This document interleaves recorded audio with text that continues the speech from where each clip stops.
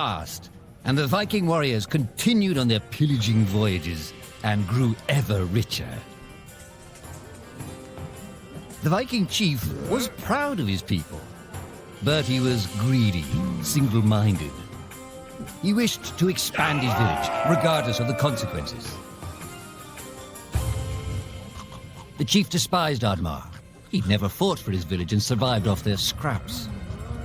But the chief would tolerate this behavior no longer. Oddmar would have to single-handedly loot the forest, burn it to the ground so their village may prosper. And if he refused, he would face the same fate as his old friend Vaska. After being ridiculed by his village, Oddmar ran home to his hut.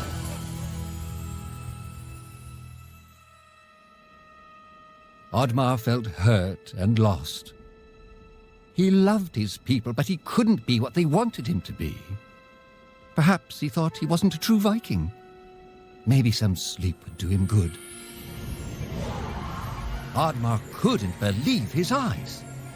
At his side was his long-lost friend Vaska. And in front of them stood the hallowed gates of Valhalla. "Wait!" cried Oddmar, as his old friend stepped into the light. In front of Oddmar appeared a strange apparition, a forest fairy. She condemned Oddmar's selfish ways and his squandered potential. He had let down those closest to him. He did not deserve a place in Valhalla. But she offered him a deal, a great power. If used correctly, perhaps he could earn his place in Valhalla, but at a price. Oddmar woke up with excitement. What a strange dream. It felt so real. And how did this pouch get here? Was this what he saw in his dream? He looked inside the bag. A mushroom?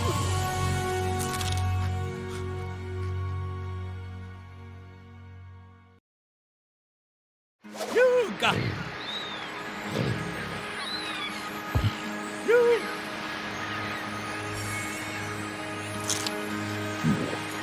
Ah!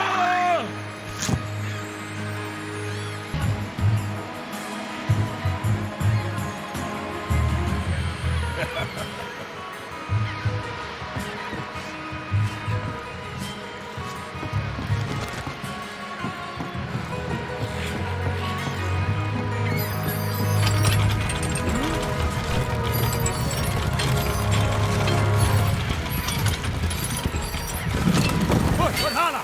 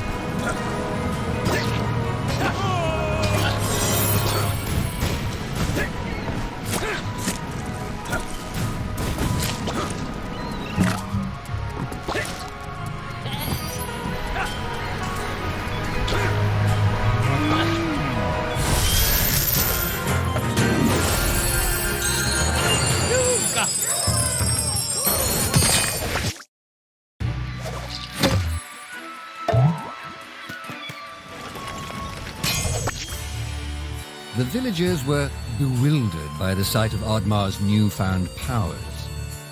Would these powers help Oddmar redeem himself as a Viking? Perhaps Oddmar could become a great warrior just as his friend Vaska was. But is destroying the forest the right thing to do? There was loud commotion in the crowd. Oddmar! Roared the chief. You dare to bring this cursed magic to our village? This is a new low. Death on the battlefield is too noble a fate for you. Perhaps the Kraken should teach you a lesson at the bottom of the sea.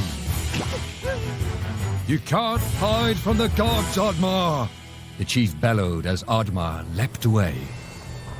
The skies turned dark. Thunder struck. Suddenly, the villagers vanished. Oddmar was shocked. Who took his people? Was it the gods? Why was he left behind? He had to find out.